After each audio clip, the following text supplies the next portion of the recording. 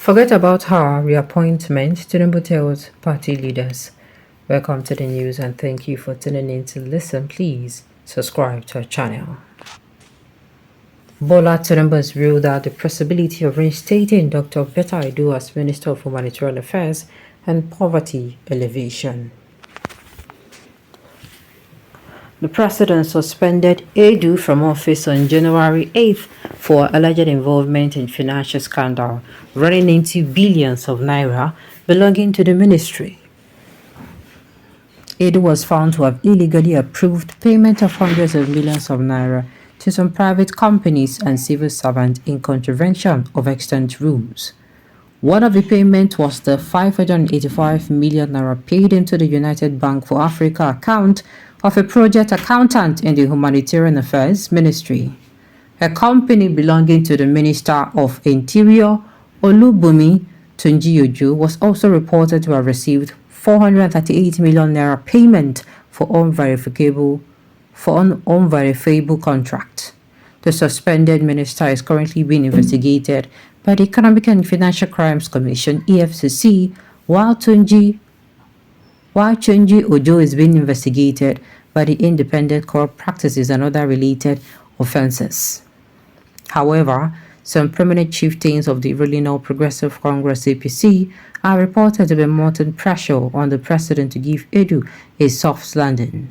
It was gathered on Sunday that the party leaders hinged the pleas on the fact that Edu, in her previous position as national women leader of the All Progressive Congress, played a key role in mobilizing support for Tinubu's election during the last electioneering.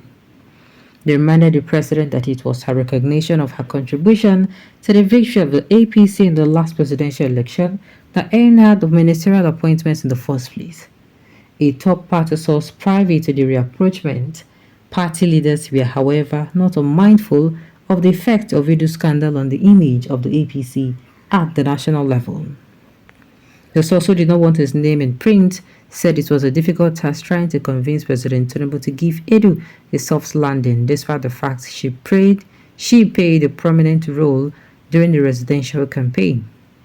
Edu wept profusely when some of our leaders managed to prevail on the president to grant her audience a few days ago, but the president was not moved one bit.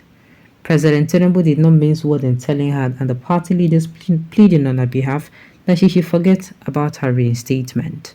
However, the president left everyone guessing regarding an ongoing investigation by the FCC. Another source confirmed to our correspondent that Edu named one of the president's top aides as her enabler. She said the aide is known to be one of the president's long-standing political associates. Tinubu was said to have been taken aback when the revelation of the aide's deep involvement in Edu's reckless looting of public treasury and the effect on the administration's anti-corruption campaign.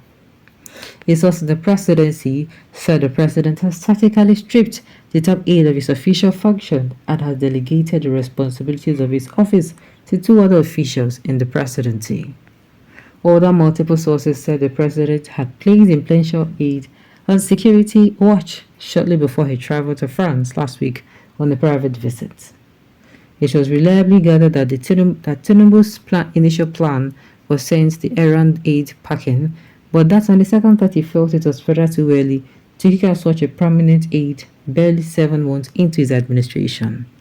President Tinubu was scandalized by the involvement of his close associates in the huge financial scandal perpetrated by Betta Edu.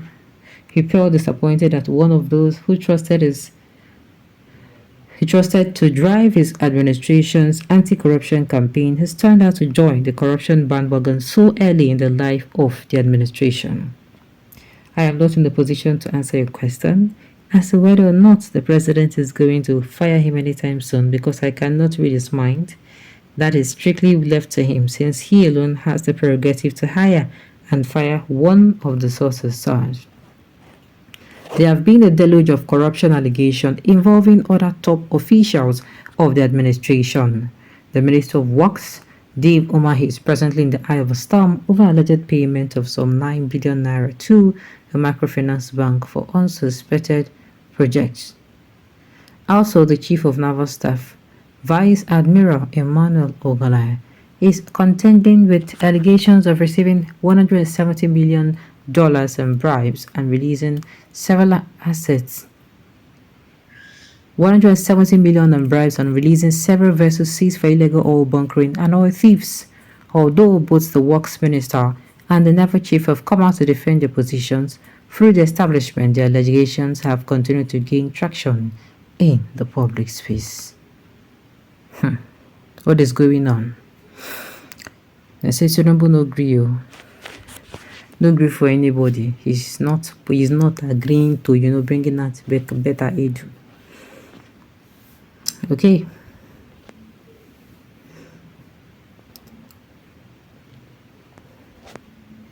All right.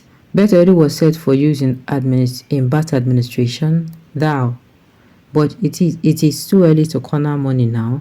In her secondary school days, one of Hausa name by name. All right.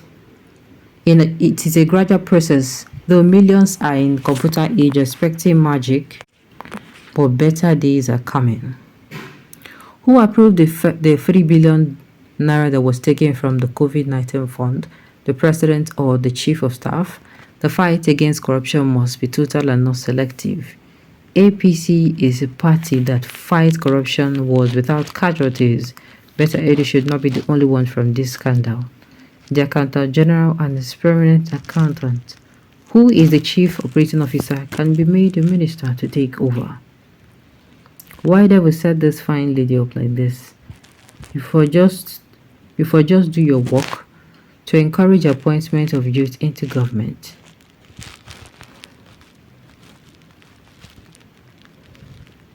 All right. APC politicians full of corruption and embezzlement, they are fighting to give aid to soft landing while they are grooving themselves how to loot and embezzle our treasury. Okay. Now the thing is, the fact that Tinubu is not considering Edu, he says a lot too. All right. At the end of the day, let us even see how everything will unfold.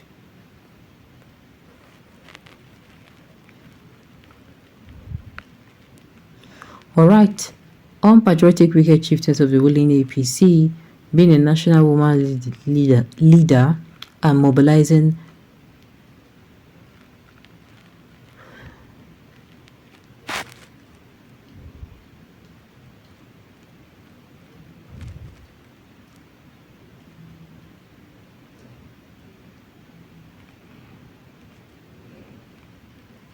All right.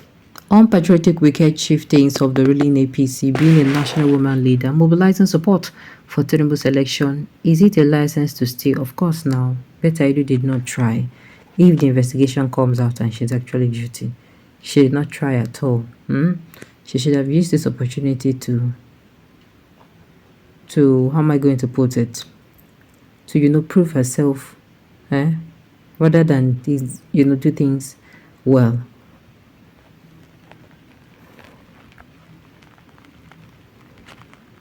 Alright, on this note, we have come to the end of the news. We say thank you for tuning in to listen. Until I come your way next time. Enjoy.